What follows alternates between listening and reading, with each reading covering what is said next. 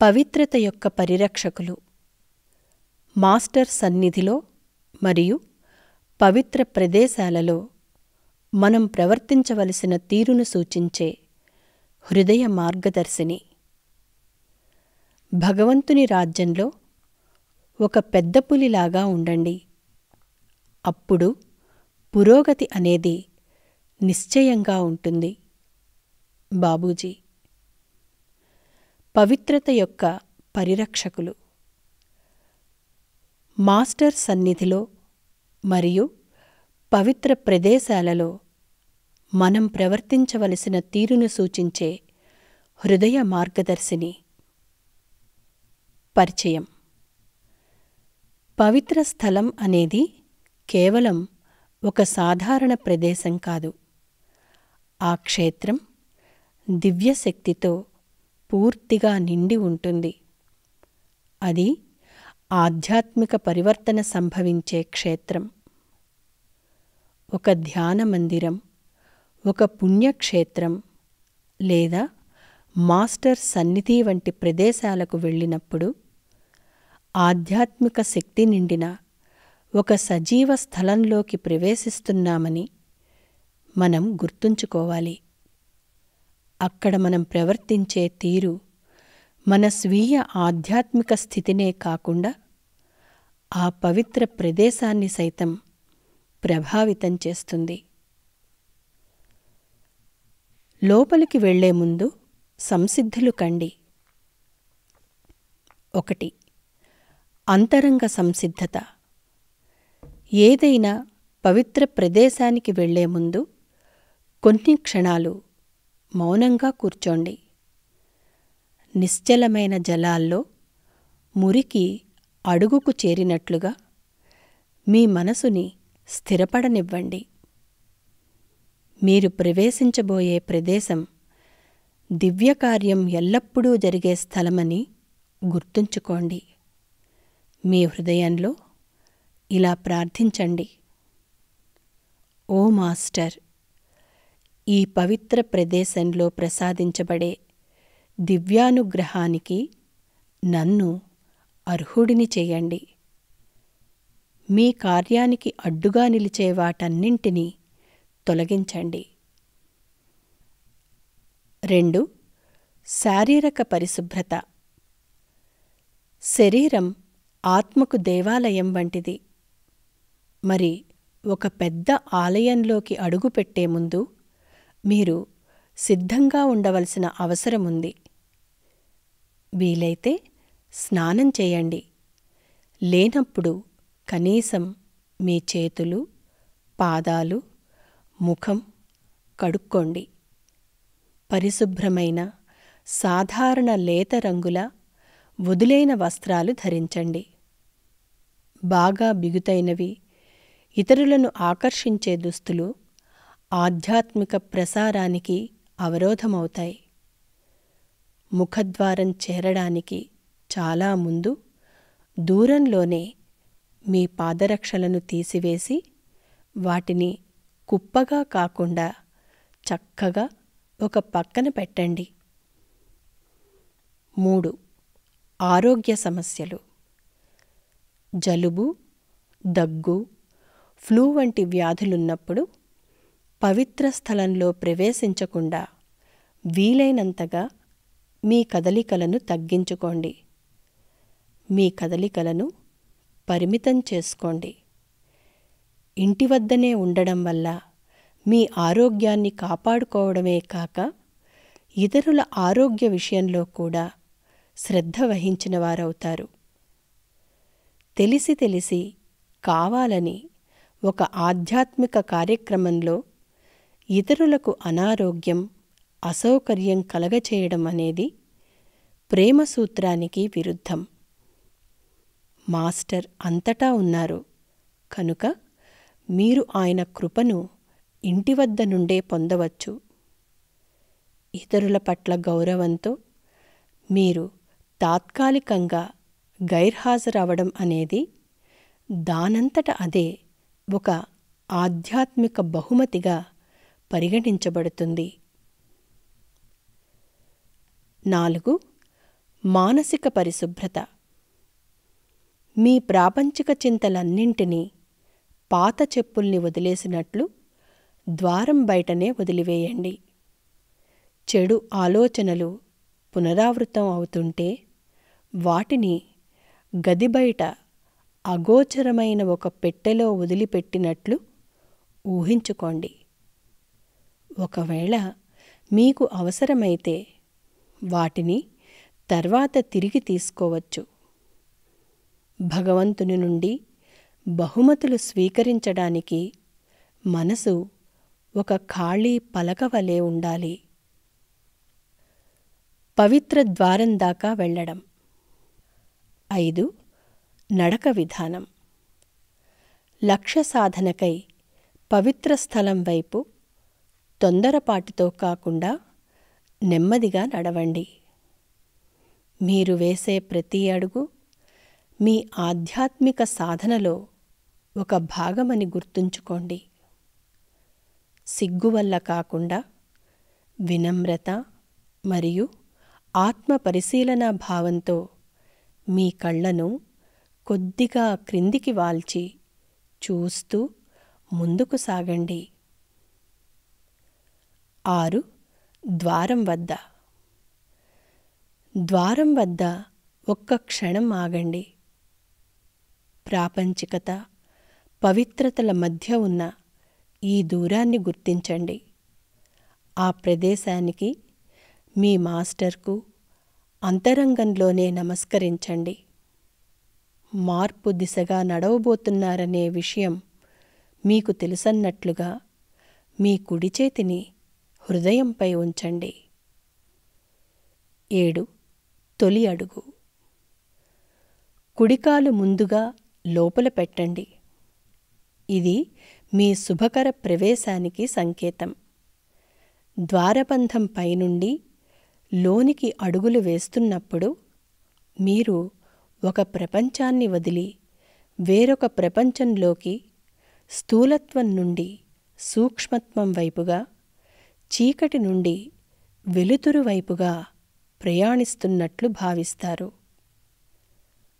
పవిత్ర ప్రదేశంలో ప్రవర్తన. 8. శరీర భంగిమ మరియు కదలిక. ఎటువంటి శబ్దం చేయకుండా, హఠాత్తు కదలికలు లేకుండా నెమ్మదిగా, జాగ్రత్తగా నడవండి. ఆ ప్రదేశంలో నడవాల్సి వస్తే గోడ అంచులో ఒక పక్కగా నడవండి. మాస్టర్ కూర్చునే కుర్చీకి అభిముఖంగా కానీ, ప్రధాన పీఠం ముందు కానీ ఎప్పుడూ నడవకండి. మీ వెన్నును నిటారుగా, విశ్రాంతిగా ఒక పువ్వు యొక్క కాడ ఉన్నట్లు, బిగుసుకుపోయినట్లు కాకుండా నిటారుగా ఉంచండి. 9. ఎక్కడ కూర్చోవాలి? కూర్చోవడానికి ఒక ప్రదేశం ఎంచుకునే విషయంలో జాగ్రత్తగా ఆలోచించండి.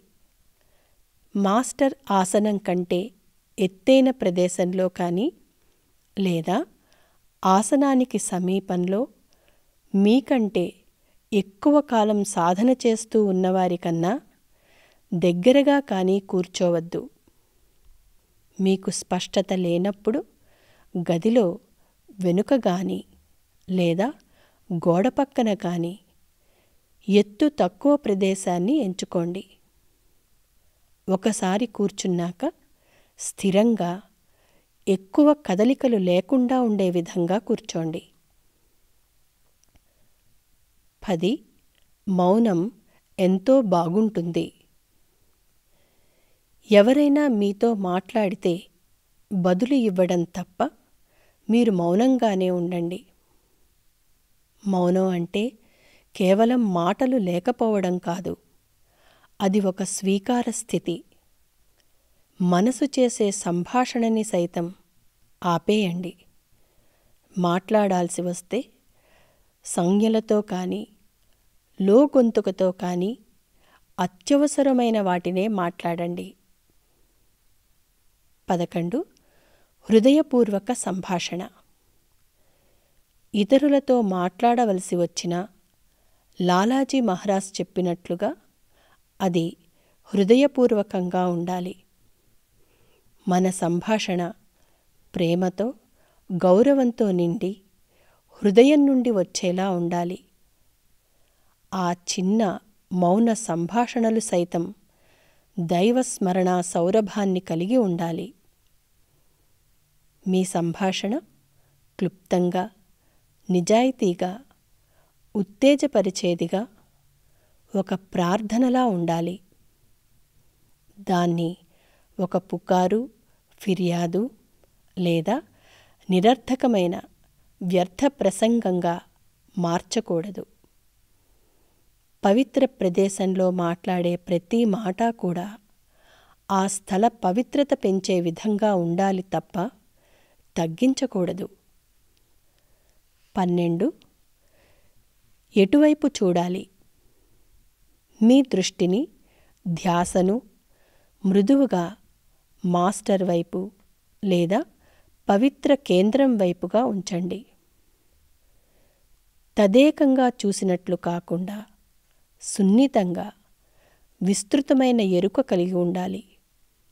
ధ్యానించనప్పుడు మీ చూపును కొద్దిగా క్రిందికి ఉంచండి. ఇతరుల వైపు చూడడం లేదా ఆ ప్రదేశపు అలంకరణపై మీ మనస్సు పరిభ్రమింపచేయడం వంటివి చేయకూడదు. 13. ధ్యానస్థితిలో కొనసాగడం. ధ్యానస్థితిలో కొనసాగుతూ ఎవరైనా మిమ్మల్ని ధ్యానించమని అడిగినప్పుడే చురుగ్గా ధ్యానం చేయండి. వీటి మధ్య తేడా తెలుసుకోవడం ముఖ్యం. ధ్యానస్థితి అంటే ఆకాశాన్ని ప్రతిబింబించేటటువంటి నిశ్చలంగా ఉండే ఒక సరస్సు వలె అంగీకార ధోరణిలో స్వీకరణాత్మక ఎరుకతో ఉండడం.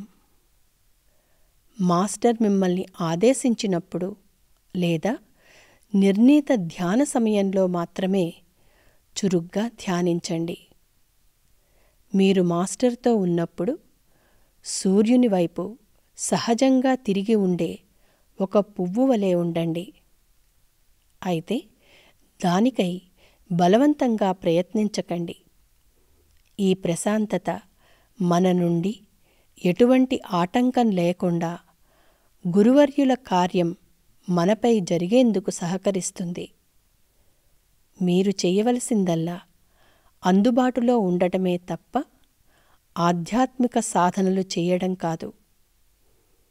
మనం ఏమీ చేయకుండా ఉన్నప్పుడే ఆ దివ్యతకు అత్యంత సానుకూలంగా ఉంటాం. మాస్టర్ సమక్షంలో. 14. మాస్టర్ సమీపంలోకి వెళ్ళినప్పుడు. మాస్టర్ను చూసేందుకు మీరు పిలువబడినప్పుడు వినమ్రపూర్వక గౌరవంతో దగ్గరకు వెళ్ళండి.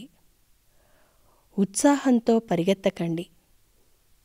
అలాగే మిథ్య, నిరాడంబరతతో వెనకనే ఆగిపోకండి.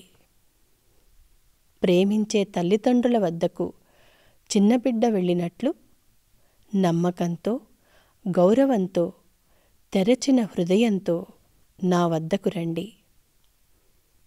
15. అభివాదం. సాంప్రదాయక ప్రణామం, చేతులు జోడించి వంగి నమస్కరించడం అనేది కేవలం ఒక శారీరక భంగిమ కాదు. అది హృదయం నుండి రావాలి. అలా వంగినప్పుడు మానసికంగానే మీ అహాన్ని మాస్టర్కు సమర్పించాలి. ఎంతవరకు వంగామనే దానికన్నా ఎంత నిజాయితీగా ఉన్నామనేది ముఖ్యం. 16. ఆశీర్వాదం పొందడం.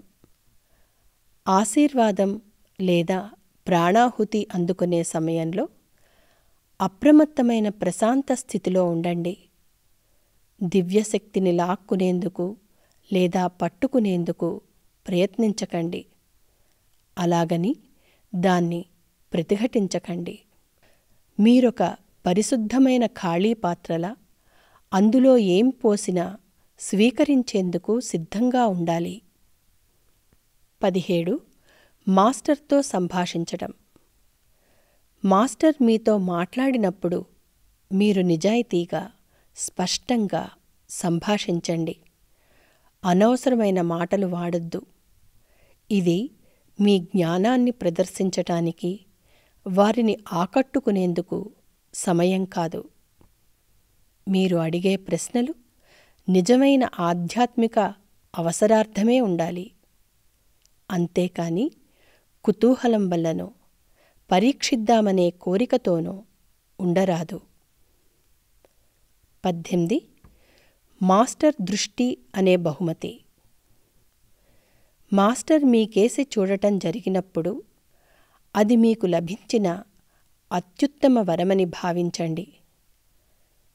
కపట వినయంతో చూపు తిప్పుకోకండి, లేదా అతి విశ్వాసంతో తదేకంగా వారి కేసి చూడకండి. కృతజ్ఞతతో వారి పవిత్ర దృష్టిని స్వీకరించి దానిని మీ అంతరంగపు లోలోతుల్లోకి చేరనివ్వండి. గంటల కొద్దీ చేసే సంభాషణ కన్నా క్షణకాలం మౌనంలోనే ఎక్కువ తెలియచేయబడుతుంది. ప్రత్యేక సమావేశాలు, భండారాలు. 19. సామూహిక ధ్యానోత్సవాలలో. ధ్యానం చేసే సమయంలో పూర్తి నిశ్చలంగా ఉండండి. బయటికి వెళ్ళవలసిన అవసరం ఉన్నప్పుడు సహజంగా విరామం ఇచ్చే వరకు వేచి ఉండండి. తప్పనిసరైతే గోడ పక్క నుంచి ఒక నీడలా జరుగుతూ అక్కడి ఆధ్యాత్మిక వాతావరణానికి పెద్దగా భంగం వాటిల్లకుండా కదిలిపోండి. మీరు ఒక సమూహంగా ధ్యానిస్తున్నప్పుడు ఒక ఏకీకృత క్షేత్రాన్ని సృష్టిస్తారు. కనుక ఒకరికి వచ్చిన అస్థిరత అందరినీ ప్రభావితం చేస్తుంది. 20. సమర్పణ, కానుకల గురించి. మీరేమైనా కానుకలు సమర్పించే సమయంలో అవి భగవంతునికి చెందినవిగా, తిరిగి వారికే వాటిని సమర్పిస్తున్నట్లుగా గుర్తుంచుకోండి. కానుకలు సామాన్యమైనవిగా, పరిశుభ్రంగా ఉండాలే కాని ప్రదర్శనాత్మకంగా ఉండరాదు. వాటిని నిశ్శబ్దంగా, గౌరవంగా సమర్పించండి. బహుమతి యొక్క విలువ కన్నా సమర్పణాభావమే ప్రధానమైనది. 21. పవిత్ర వస్తువులు. పవిత్రమైన వస్తువులను, పుస్తకాలను లేదా సాధనా పరికరాలను అనుమతి లేకుండా తాకవద్దు. ఒకవేళ వాటిని పట్టుకోవలసి వస్తే 2 చేతులతో వాటిని మొత్తంగా పదిలంగా పట్టుకోవాలి. పవిత్ర గ్రంథాలను నేలపై గాని, అపరిశుభ్ర ప్రదేశాలలో కాని ఎన్నడూ ఉంచకండి. మాస్టర్కు ఎంత గౌరవం ఇస్తారో వాటికి అంతే గౌరవం ఇవ్వండి. 22. వ్యక్తిగత ప్రాముఖ్యత కలిగిన వస్తువులు. మీ ఆధ్యాత్మిక డైరీ లేదా ఏదో ఒక గ్రంథం వంటి వాటిని మీరు తెచ్చినట్లయితే మీరు ఉపయోగించనప్పుడు వాటిని శుభ్రమైన వస్త్రంలో చుట్టి ఉంచండి. వాటిని ప్రదర్శనకు పెట్టవద్దు.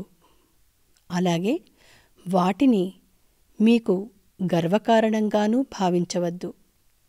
అవి మీ యొక్క ఆధ్యాత్మిక స్థాయిని సూచించేవి కావు. అవి మీలో స్మరణను పెంపొందింపజేసే సాధనా పరికరాలు మాత్రమే. పవిత్ర వాతావరణాన్ని కాపాడటం. 23. ఇంద్రియ నియంత్రణ. తీవ్రమైన సువాసన కలిగిన పెర్ఫ్యూమ్స్, గలగలా శబ్దం చేసే ఆభరణాలు లేదా ఇతరుల ధ్యాసను హరించే వాటికి దూరంగా ఉండండి.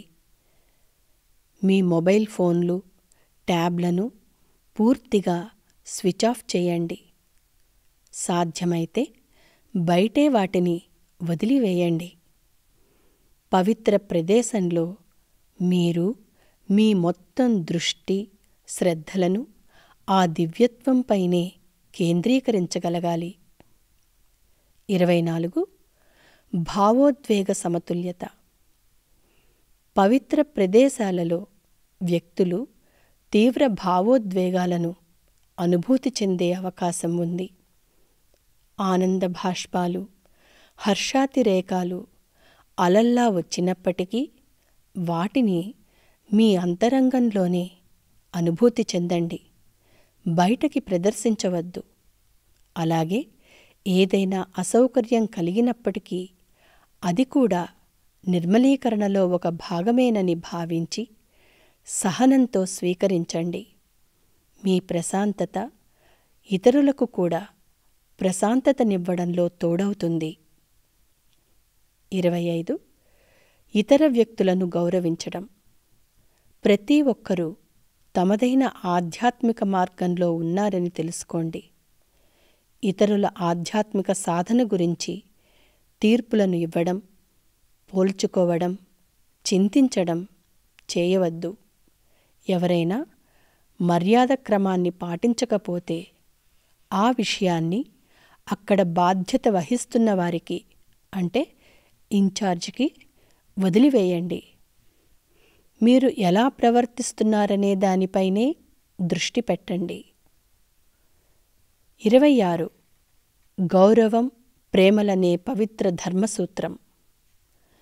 ప్రతి ఒక్కరిలోనూ దివ్యజ్యోతి, అంటే డివైన్ స్పార్క్ ఉందని, అందువల్ల అందరినీ గౌరవించాలని మాస్టర్లు మనకు బోధించారు. వారు ప్రేమించే అందరినీ ప్రేమించండి. అలాగే ఆయన అందర్నీ ప్రేమిస్తారు కనుక అందరినీ ప్రేమించే ఆయనను ప్రేమించండి. విశ్వమానవ సోదరత్వానికి ఇదే మార్గం. పవిత్ర ప్రదేశంలో మనం అందరిలోనూ మాస్టర్ను దర్శించటం నేర్చుకుంటాం. 27. విమర్శ అనే విషానికి దూరంగా ఉండడం. పవిత్ర ప్రదేశాలలో విమర్శకు, తప్పులను వెతికే స్వభావానికి తావులేదు. ఇవి చెడు సంస్కారాలను మనలో సృష్టించి మరే ఇతర చెడు ప్రవర్తన కన్నా కూడా ఎక్కువగా ఆధ్యాత్మిక వాతావరణాన్ని చెడగొడతాయి. వ్యవస్థలో ఏమైనా లోపాలు, విధానంలో తప్పులు మీరు గమనిస్తే అక్కడ వాటి గురించి మాట్లాడకండి. తిరిగి వచ్చిన అనంతరం గౌరవపూర్వకంగా వాటిని ఒక కాగితంపై వ్రాసి సరైన ఛానల్ ద్వారా పంపండి. తద్వారా అనవసర విమర్శలకు తావివ్వని రీతిలో దాన్ని ఒక ఉపయోగపడే సేవగా రూపుదిద్దవచ్చు. 28. శాంతిని నెలకొల్పడం. మీ అస్తిత్వం ఆ ప్రదేశాన్ని మరింత శాంతిమయంగా చేయాలి. సముద్రంలో కలిసిపోయే నీటి బిందువు వలె ఆధ్యాత్మిక వాతావరణంలో మమేకమైపోండి.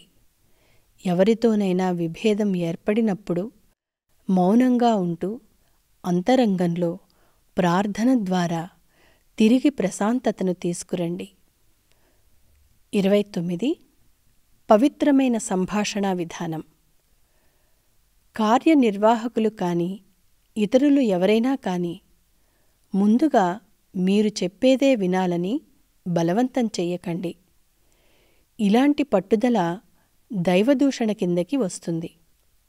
ఎందుకంటే ఇక్కడ దివ్యక్రమత, అంటే డివైన్ ఆర్డర్ కన్నా మీ అహానికి ఎక్కువ ప్రాధాన్యత ఇచ్చినట్లు అవుతుంది. సహనంతో మీ వంతు వచ్చే వరకు వేచి ఉండండి. మీ సమస్య కనుక సంస్థ ఆధ్యాత్మిక ఆరోగ్యానికి ముఖ్యమైనదైతే దానికి తగిన సమయం వస్తుంది. పవిత్ర ప్రదేశం అనేది భగవంతుని సమయాన్ని బట్టి ముందుకు వెళుతుంది కానీ మీ స్వంత సమయాన్ని బట్టి కాదు. ప్రాధాన్యత డిమాండ్ చేయడం అంటే మన ఆధ్యాత్మిక గురుపరంపర కన్నా మీ అహంకారమే ముఖ్యమని చెప్పడమే. ఇది అత్యంత ప్రమాదకరమైన ఆధ్యాత్మిక తప్పిదం. 30. ఇతరుల ఆధ్యాత్మిక అనుభవాలను గమనించడం. ఎవరైనా లోతైన ఆధ్యాత్మిక అనుభవాలు పొందడం మీరు గమనిస్తే దూరంగా ఉండి వాళ్ళని గౌరవించండి. వాళ్ళని తదేకంగా చూడడం, విషయాల్లో కలుగచేసుకోవడం, వాళ్ళని తరువాత అడగడం వంటివి చేయకండి. ఆధ్యాత్మిక అనుభవాలనేవి ఆత్మకు భగవంతునికి మధ్య జరిగే వ్యక్తిగత సంభాషణలు. మీ ఆసక్తిని తృప్తిపరుచుకోవడం మీ పని కాకూడదు. మీ నిశ్శబ్ద సహకారం ద్వారా వాళ్ళకి కావలసిన గోప్యతను అందచేయడం మీ బాధ్యత. పవిత్ర ప్రదేశాన్ని వదిలి వెళ్ళడం. 31. వెనక్కి తీసుకోవడం. వెళ్ళే సమయం వచ్చినప్పుడు ఆ ప్రదేశం నుండి నెమ్మదిగా మీ మనసును వెనుకకు తీసుకోండి. మీరు గ్రహించకపోయినప్పటికీ మీకు లభించిన వాటి పట్ల మనసులో కృతజ్ఞత కలిగి ఉండండి. లేవడానికి ముందు కొంత సమయం తీసుకోండి. 32. బయటికి వెళ్ళటం. మాస్టర్ అక్కడే ఉన్నప్పుడు మిమ్మల్ని వెళ్ళమని చెప్పేంతవరకు లేదా సమావేశం సహజంగా ముగిసే వరకు వేచి ఉండండి.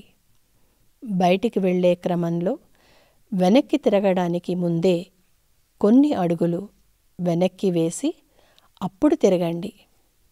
ఈ విధంగా మీరు వారికి దూరంగా వెళుతున్నప్పటికీ మీ అంతరంగ సంబంధం వారితో బలంగా ఉంటుంది. ద్వారం వద్ద ఒకసారి వెనక్కి చూసి హృదయంలోనే చివరిగా వారికి వీడ్కోలు చెప్పండి. 33. బయటకు వెళ్ళే క్రమంలో. బయటకు అడుగుపెట్టిన వెంటనే మీరు ఆ పవిత్ర వాతావరణాన్ని మీతో తీసుకుని వెళుతున్నట్లు అనుభూతి చెందుతారు. ఆ పవిత్రతలో కొంతైనా మీ రోజువారీ జీవితంలో స్థిరపరుచుకునేందుకై ప్రతినపూనండి. ప్రపంచానికి ఆధ్యాత్మిక సేవ చేసేందుకై సిద్ధమవుతున్నారా అన్నట్లు జాగ్రత్తగా మీ పాదరక్షలను ధరించండి. పవిత్ర ప్రదేశం నుండి బయటికి వచ్చాక. 34.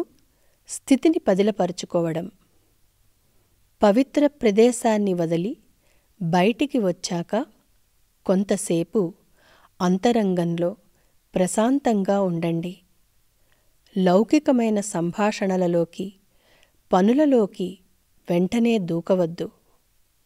ధరించిన వస్త్రాలపై సుగంధతైలపు గంధం నిలిచి ఉన్నట్లుగా సూక్ష్మ ఆధ్యాత్మిక ప్రభావం మీరు బయటికి వచ్చాక కూడా కొనసాగుతుంది. 35. మీ అనుభవాలను ప్రోగు చేసుకోవడం. మీకు ప్రసాదించబడిన అనుభవాలను, లోతైన అవగాహనలను గమనించండి. అయితే వాటి గురించి అతిగా ఆలోచించవద్దు. ప్రాణాహుతిని మనసు యొక్క చైతన్య స్థాయిని దాటి మరింత లోతైన స్థాయిల్లో పనిచేయనివ్వండి. పవిత్ర ప్రదేశంలో సంభవించే విషయాలు ఒక పువ్వు వికసించినట్లుగా కాలక్రమేణా పెరిగి పరిణామం చెందుతాయి. 36. మీరు అనుభూతి చెందిన విషయాలను పంచుకోవడం. పవిత్ర ప్రదేశంలో మీరు అనుభూతి చెందిన ఆధ్యాత్మిక విశేషాలను పంచుకోవడంలో జాగ్రత్త వహించండి. త్వరగా మాట్లాడటం ఆధ్యాత్మిక శక్తిని హరిస్తుంది. ఇది మరొకరి ఆధ్యాత్మిక ప్రయాణానికి సహాయపడగలదని మీరు నిజంగా భావించినప్పుడు మీరు చెప్పే విషయాలను గౌరవంతో అంగీకరించగలిగే వ్యక్తులతో మాత్రమే పంచుకోండి. 37. పవిత్ర సమయాన్ని గౌరవించడం. చెప్పిన సమయానికి ముందుగానే రండి. ఆలస్యంగా రావడం అంటే మీరు మాస్టర్ సమయం లేదా సంఘ సమయం కన్నా మీ సమయానికి మరింత విలువ ఇస్తున్నారని అర్థం. పవిత్ర సమయం అంటే సాధారణమైన సమయం కాదు. అది భగవంతునితో జరిగే సమావేశం. అక్కడికి ముందుగానే చేరుకోవడం మీరు అంతరంగంలో సిద్ధమయ్యేందుకు ఒక అవకాశంగానే కాక మిగిలిన వారికి కూడా అందుకు మరింత ఉపయోగపడుతుంది. అలా రావడం వీలుపడని పరిస్థితిలో తర్వాతి సమావేశం కొరకు వేచి ఉండండి, లేదా అత్యంత నిశ్శబ్దంగా లోనికి ప్రవేశించండి. ఆధ్యాత్మిక విషయాలలో సమయపాలన అనేది మీ ఆత్మ తన ప్రియతమునితో సమాగమం కోసం పడే తపనను తెలియచేస్తుంది. ఆలోచించేందుకై మరిన్ని పవిత్ర విషయాలు. 38. పవిత్ర ప్రదేశాలలో పిల్లలు. చిన్న పిల్లలను తీసుకువచ్చేట్లయితే ముందుగానే ఆ ప్రదేశం ఎంత పవిత్రమైనదో వాళ్ళకి చెప్పండి. నిశ్శబ్దంగా ఉండలేని మరీ చిన్నపిల్లలు ప్రత్యేకమైన ప్రదేశాలలో సంరక్షించబడాలి. వాళ్లకు సరైన మార్గదర్శకత్వం ఉన్నప్పుడు వాళ్ళ అమాయకత్వపు అస్తిత్వం ఆ ప్రదేశపు పవిత్రతను మరింత పెంచుతుంది. 39. పవిత్ర ప్రదేశాలలో సేవ. మీకు సేవ చేసే అవకాశం లభిస్తే, అంటే శుభ్రపరచడం, ఏర్పాట్లు చేయడం, సహాయపడటం, వాటి ద్వారా దాన్ని ఒక ఆధ్యాత్మిక సాధనలా చేయండి. పవిత్ర ప్రదేశాలలో సేవ చేయడం అనేది ప్రత్యేకంగా శుభప్రదం. మీరు చేసే పని నిశ్శబ్దంగా చక్కగా ఉండి ఏమాత్రం గుర్తింపు పొందాలని ఆశించకుండా జరగాలి. మీరు చేసే సేవ ఆరాధనకు ఒక మార్గంగా మారిపోవాలి. 40. తరచూ హాజరయ్యే వారి కర్తవ్యం. పవిత్ర ప్రదేశాలకు తరచూ హాజరయ్యే వ్యక్తులకు ఆ ప్రదేశాన్ని పవిత్రంగా ఉంచే విషయంలో మరింత బాధ్యత ఉంటుంది. కొత్తవారు దాన్ని గమనించి నేర్చుకుంటారు. పెద్దగా హడావిడి చేయకుండా మంచి ఉదాహరణగా ఉండండి. ప్రశాంతత కలిగిన మీ సమక్షం ఇతరులకు సౌకర్యం కలిగిస్తుంది. ముఖ్యమైన విజ్ఞత. ఈ పరిశీలనలన్నీ కేవలం లాంఛనప్రాయం కాదన్న విషయాన్ని ఎల్లప్పుడూ మనసులో ఉంచుకోండి. హృదయాన్ని తెరవడానికి ఇవి నిజమైన మార్గాలు. ప్రతి భంగిమ, స్వీయ నియంత్రణలోని ప్రతి క్షణం, ప్రతి గౌరవపూర్వక చర్య ఆధ్యాత్మిక ప్రసారానికి దారులు తెరుస్తుంది. మనం బాహ్యంగా ఎలా కనిపిస్తామనే దానికన్నా మన అంతరంగ స్థితికే పవిత్ర ప్రదేశం ఎక్కువగా ప్రతిస్పందిస్తుంది. అన్నిటికన్నా ఉత్తమమైన సభ్యత ప్రేమే. మాస్టర్పై ప్రేమ, దివ్యత్వంపై ప్రేమ, జరుగుతున్న పవిత్ర కార్యంపై తపన. ఈ ప్రేమ అనేది ఉన్నప్పుడు సముద్రం వైపు నది ప్రవహించినట్లు సరైన పని చేయడం అనేది సహజంగా జరిగిపోతుంది. పవిత్ర ప్రదేశంలోకి వచ్చే ప్రతి ఒక్కరూ దివ్య పరివర్తనా కార్యం నిరంతరం జరుగుతూ ఉండే నేలపై తామున్నామని గ్రహించెదరుగాక. వాళ్ళు ఇక్కడున్న పవిత్రతను తగ్గించడం చెయ్యక దాన్ని పెంచే విధంగా ప్రవర్తించెదరుగాక. అక్కడ జరిగే ఆధ్యాత్మిక కార్యమే ఒక ప్రదేశాన్ని నిజంగా పవిత్రంగా చేస్తుంది. ఆ పవిత్రతను మనకు, అలాగే మన అనంతరం వచ్చేవారికి సజీవంగా ఉంచగలగడమే మన ఆచరణల ఉద్దేశం. ఈ నియమాలను విజ్ఞతతో, తెరచిన మనసుతో మీరు ఉపయోగించండి. కనపడే అక్షరాల కన్నా ఎల్లప్పుడూ అందులోని సారాన్ని గ్రహించండి. మాస్టర్ సంకల్పమే ఎల్లప్పుడూ నియమాల కన్నా ఉన్నతంగా ఉంటుంది. కొన్నిసార్లు నియమోల్లంఘనగా కనిపించే విషయాలు ఆ పరిస్థితి ద్వారా పనిచేస్తున్న భగవంతుని సంకల్పం అయి ఉండవచ్చు కూడా. ఎల్లప్పుడూ అప్రమత్తంగా, వినమ్రంగా, నేర్చుకునేందుకు సిద్ధంగా ఉండండి. హృదయమే అత్యంత పవిత్రమైన ప్రదేశం. ఎక్కడైతే నిజమైన మాస్టర్ శాశ్వతంగా కొలువై ఉంటారో ఆ అంతరంగ ఆలయాన్ని పవిత్రంగా ఉంచుకునేందుకు పాటించే బాహ్యపరమైన ఆచరణలన్నీ మనం చేసే సాధనలే. నిజమైన అభ్యాసి. బాబూజీ బోధనల ప్రకారం నిజమైన అభ్యాసికి ఉండవలసిన ముఖ్య లక్షణాలు. బాబూజీ బోధనల ప్రకారం శ్రీరామచంద్ర మిషన్ యొక్క నిజమైన సభ్యుడు అంటే అభ్యాసి ఇలా గుర్తించబడతాడు. 1. హృదయపూర్వక నిబద్ధత మరియు క్రమబద్ధ సాధన. సాధనను హృదయపూర్వకంగా, నిజాయితీగా, అంకితభావంతో అనుసరించేవాడు. క్రమబద్ధంగా ధ్యానం చేస్తూ సూచించిన పద్ధతిని పాటించేవాడు. అత్యున్నత ఆధ్యాత్మిక లక్ష్యాన్ని అందుకోవాలనే దృఢ సంకల్పం కలిగినవాడు. 2. నియమాల ప్రకారం జీవనం. మాస్టర్ యొక్క నియమాల ప్రకారం జీవిస్తూ ఆదేశాలను అనుసరించేవాడు. ఉన్నతమైన గుణాలను కొనసాగిస్తూ తనను తాను మెరుగుపరుచుకునేవాడు. ఇతరుల పట్ల అంగీకార భావనతో పక్షపాతరహితంగా తన పట్ల తాను మాత్రం కఠినంగా వ్యవహరించేవాడు. 3. వినమ్రత మరియు నిరాడంబరత. వినమ్రతను ప్రధాన విషయంగా పెంపొందించుకునేవాడు. నిరాడంబరంగా, సామాన్యంగా, వినయశీలంగా జీవించేవాడు. స్వీయ ప్రాముఖ్యత కానీ అహంకారం కానీ లేనివాడు. 4. లక్ష్యం పట్ల స్పష్టత. సాధన యొక్క ముఖ్య ఉద్దేశం ఆధ్యాత్మిక వికాసం మరియు పరిణామం అని తెలిసినవాడు. రాజకీయాలు, ధనం లేదా ఇతర ప్రాపంచిక ప్రేరణల వల్ల దారి తప్పనివాడు. ఆధ్యాత్మిక వికాసానికి వ్యక్తిగత కృషి అవసరమని అర్థం చేసుకున్నవాడు. 5. ప్రేమ మరియు శరణాగతి. మాస్టర్ పట్ల, సాధన పట్ల నిజమైన ప్రేమను కలిగి ఉన్నవాడు. దివ్య మార్గదర్శకత్వానికి శరణాగతితో సమర్పణ చేసుకున్నవాడు.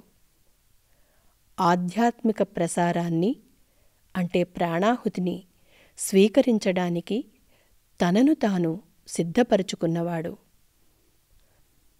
6. వ్యక్తిగత బాధ్యత. తన ఆధ్యాత్మిక గతి తన చేతుల్లోనే ఉందని అర్థం చేసుకున్నవాడు. తనను తాను మెరుగుపరుచుకునేందుకై నిరంతరం ప్రయత్నించేవాడు. నిరంతర ఆత్మపరిశీలన, ఆత్మాన్వేషణలలో నిమగ్నమై ఉండేవాడు.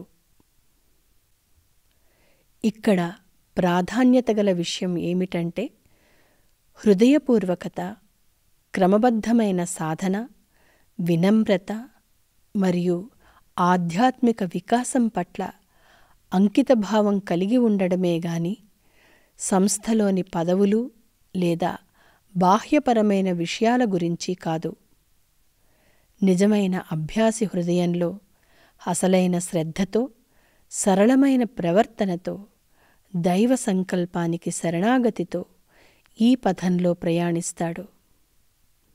ఈ పవిత్ర ప్రయాణంలో పురోగతికి కొలబద్ద అనేది బాహ్య గుర్తింపులో కాక లోతైన అంతరంగ పరివర్తనలో ఉంటుంది. మన మిషన్ యొక్క ప్రధాన ఉద్దేశం ప్రస్తుతం నెలకొన్న ఆధ్యాత్మిక రాహిత్యానికి బదులు సహజ మార్గం అంటే హార్ట్ఫుల్నెస్ ద్వారా ఆధ్యాత్మికతను నింపడం.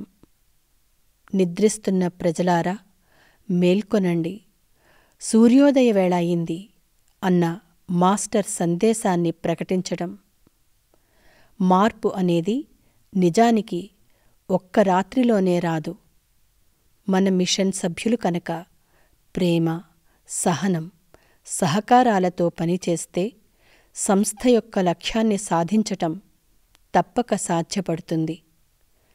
మన మిషన్లో సూర్యుని వలె ప్రకాశించే వ్యక్తుల అవసరం నాకు ఉంది. మన పద్ధతి సరైనదని తెలుసుకున్నప్పుడు ప్రజలే స్వయంగా ఆకర్షితులవుతారు. 100 గొర్రెల కన్నా ఒక సింహమే మిన్న. అయితే మానవులుగా మనం ఇతరులకు ఆధ్యాత్మిక లబ్ధిని కలిగించటానికి ప్రయత్నించాలి. మాస్టర్ గారి మార్గంలో నిబద్ధతతో చేసే శ్రమ ఎన్నటికీ వృధా కాదు. తథాస్తు. బాబూజీ.